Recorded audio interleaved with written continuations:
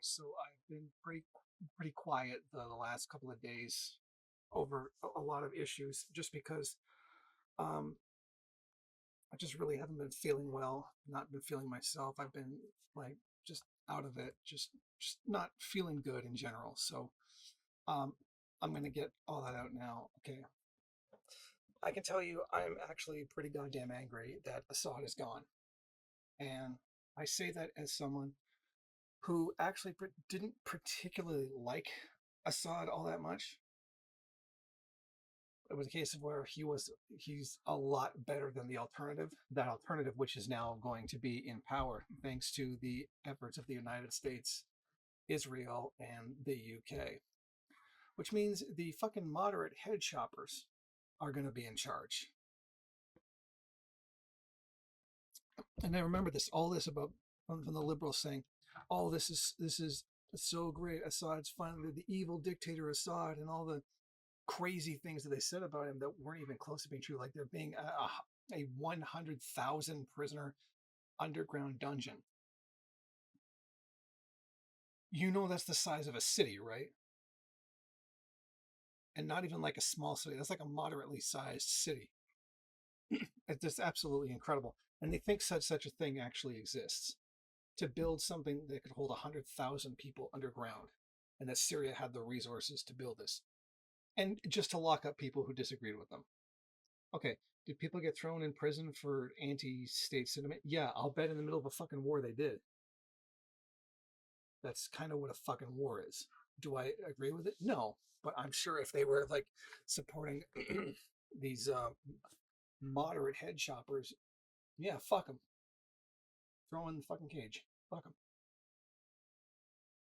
And the part of this that really that blows my fucking mind is that these same liberals that are pro-Palestine are pro-Syrian rebels, which are anti-Palestine and pro-Israel.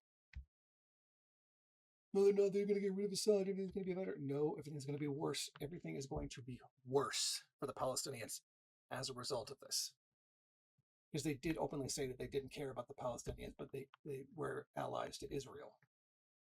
So that should have probably clued you in a little bit. See, but the hatred of Assad overruled common sense, or overruled everything else, to where the hatred of Assad was more important than everything else that was going on at the time. So what happens?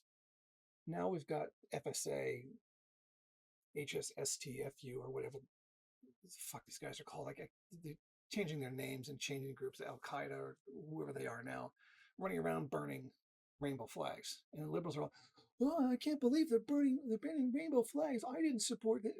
Yeah, you did. Yeah, you fucking did. When you supported your moderate head choppers, that's exactly what you were. That's exactly what you were supporting, and what you have been supporting from the beginning. I mean, they were only taking people and taking, LGBT people and throwing them off of buildings, right, and killing them. And there you are cheering them on because fuck Assad. Well, I'm to say you get what. Well, I can't say you get what you fucking deserve, because those are going to suffer for it. Didn't deserve it. But this just shows the short-sightedness of liberalism for a long time, and the short-sightedness of liberals not to really look all the way through things, or follow things all the way through their logical conclusion, or learn to criticize the things that they actually support. You don't have to like Assad. I didn't really like Assad all that much. To me, he was Arab Strasserism. But what you're going to have now inside of Syria, what you're going to have is Arab Nazism. That is what's going to happen now. Because if you didn't like Assad, you are not going to like what the rebels do inside the country now that they have power, and they're going to be allying to Israel. And this means a lot less war materials available for Hamas and for um, sorry, the name eludes me right now. The ones in Lebanon, Hezbollah, Hamas and Hezbollah are going to have a lot less war materials to deal with. And even as I record this, I'm just seeing a notification now that Israel's already gone in and bombed the entire Syrian Air Force. Like, just destroyed all the planes. That's it. It's done. And this is as there's footage of Assad going through the airport inside of Russia, where he's now been removed from power, and it's very likely he's never going to come back.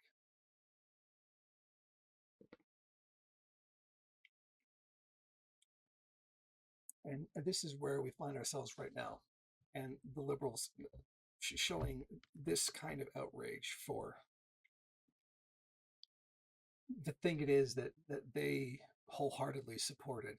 It's such dishonest, disgusting, just ignorance, just pure ignorance.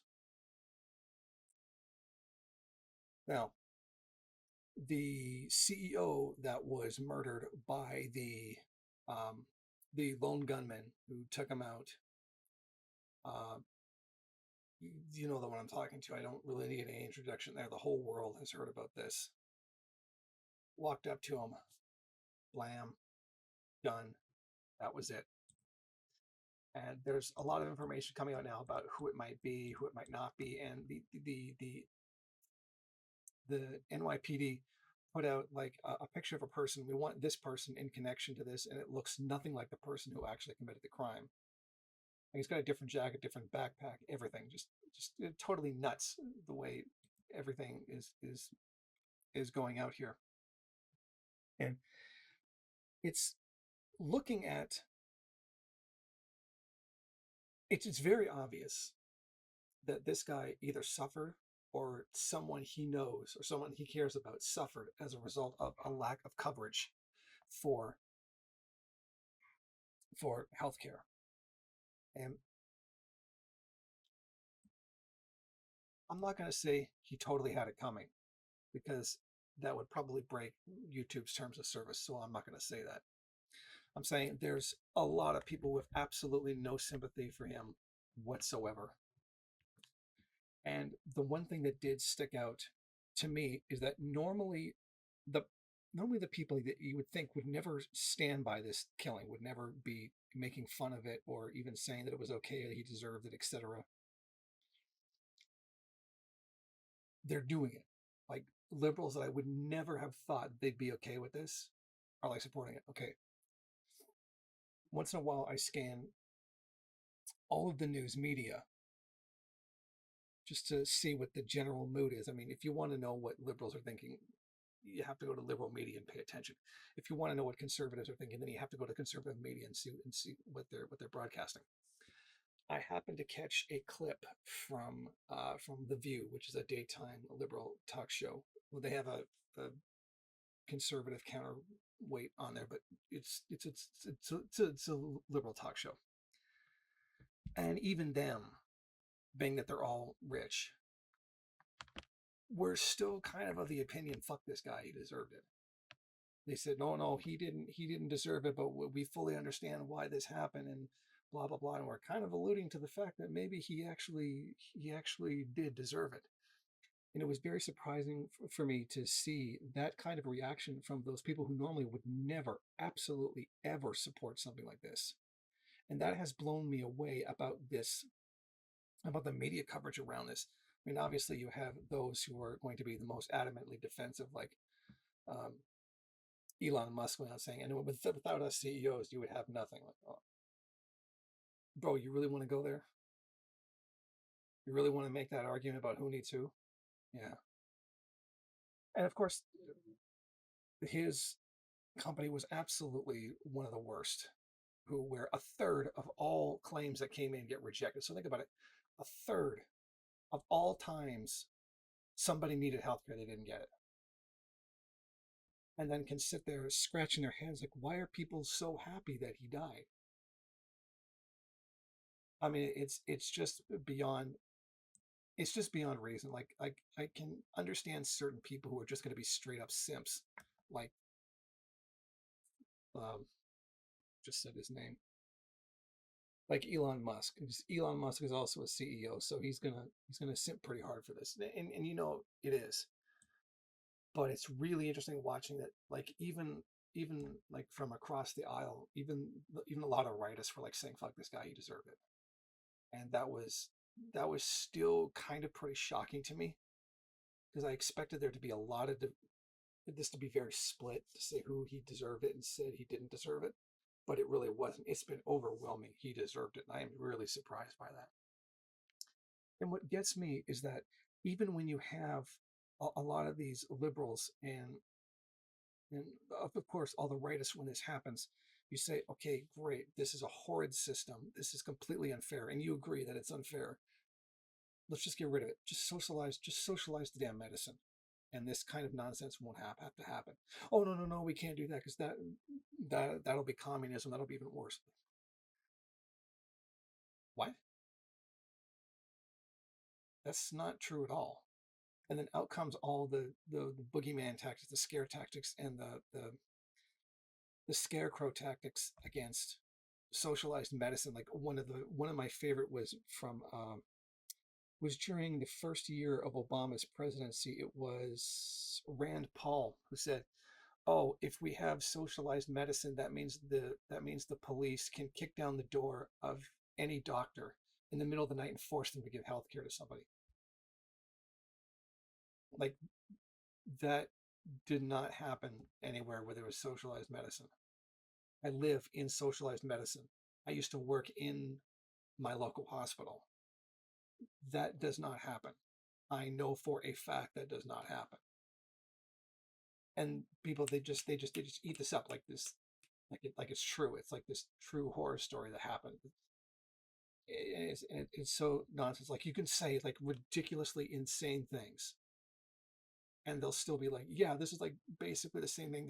I remember when Obama was running, there was an organization called Conservatives for Patients' Rights, and it was run by Rick Scott, Governor Rick Scott. Yeah, same guy.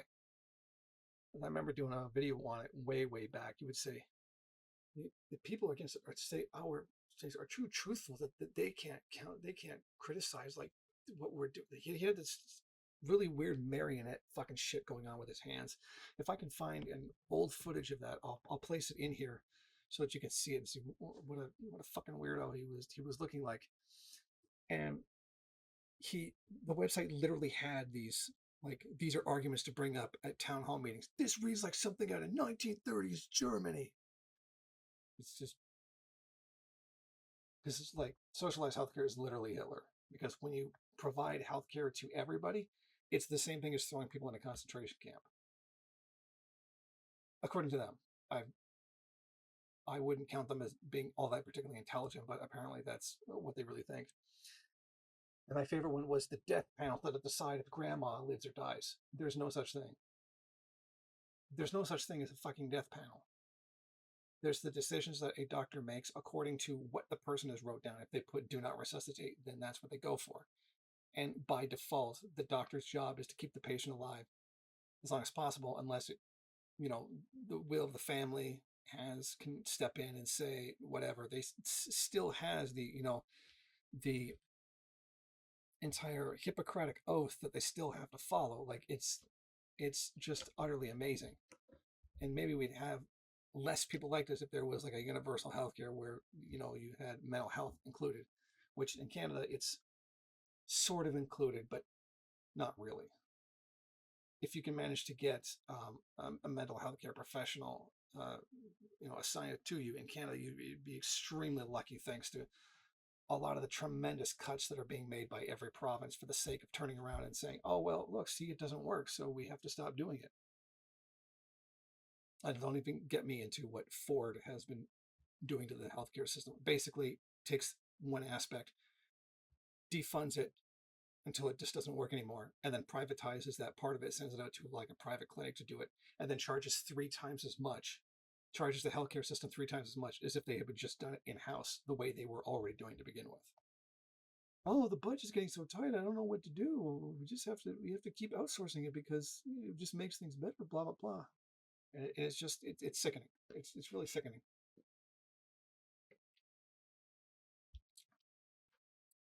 But to get back onto the thing that I was originally talking about before I went on this massive tangent, I'm not saying the guy who shot the CEO is my personal hero, but he will be in my thoughts and prayers for whatever that's worth. And some really weird information is coming. Like apparently this guy, the police are saying now this guy had 2 engineering degrees or something. And it's just weird information coming out from the NYPD.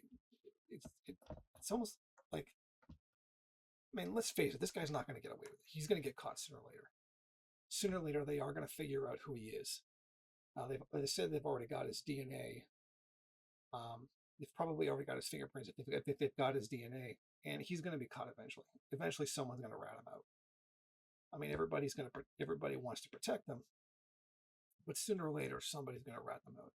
Because I wouldn't be surprised if reward money didn't start coming out very, very soon about this. So, as much as we'd all like to see this guy disappear like fucking DB Cooper into legend, it's not going to happen, and he's going to get caught, and unfortunately so. So again, I was feeling sick. I wasn't feeling well, not necessarily like cold or sick. I just wasn't feeling myself. I've been feeling very bad lately, and I just thought I really needed to put this out there to like compensate for all the stuff that I should have made videos on that I didn't. Oh, okay, shit! I just remembered.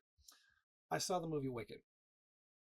I had a subscriber ask me if I would go see Wicked and then give my opinion on it. I'm not a musicals kind of guy, but I have to say I absolutely loved that movie. I'm just saying, even if you don't like musicals, this would be a really good thing to watch. If you were going to give musicals a chance, Wicked would be a great movie to go and see, because I saw that it was 2 hours and 40 minutes, and I thought, holy shit, this is gonna drag on and on. It did not drag on and on at all. It kept a very good pace. It was very interesting. I really did like it. I did like this whole history. Like it's the Wizard of Oz, but how the Wicked Witch of the West came to be the Wicked Witch of the West. And it's a very, very interesting story, and there's a nice big twist at the end. So if you're a fan of like a twist, not like a,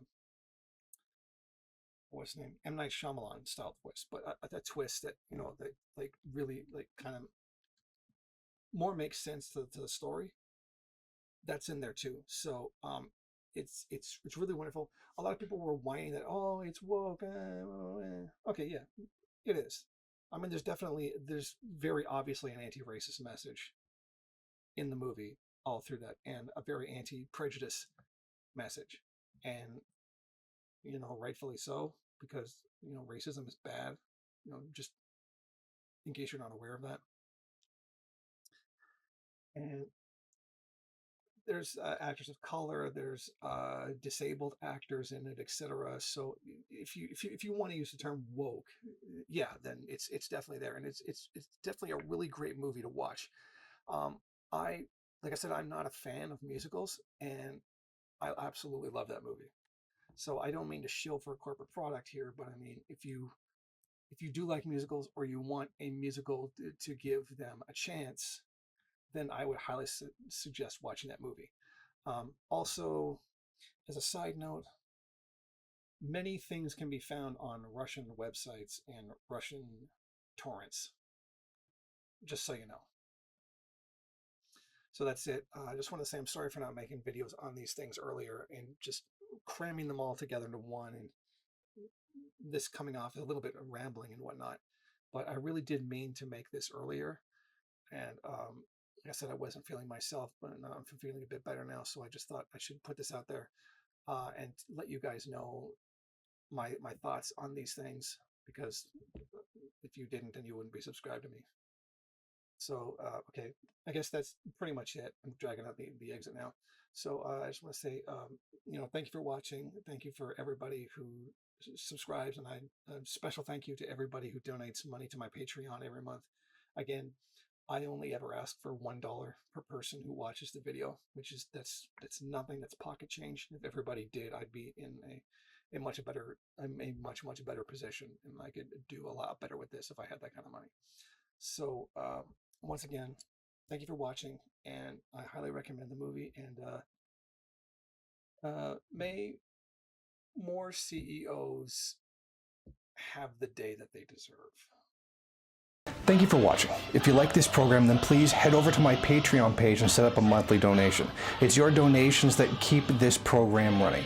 Also, if you would like, please rate, comment, subscribe, and share in various social media.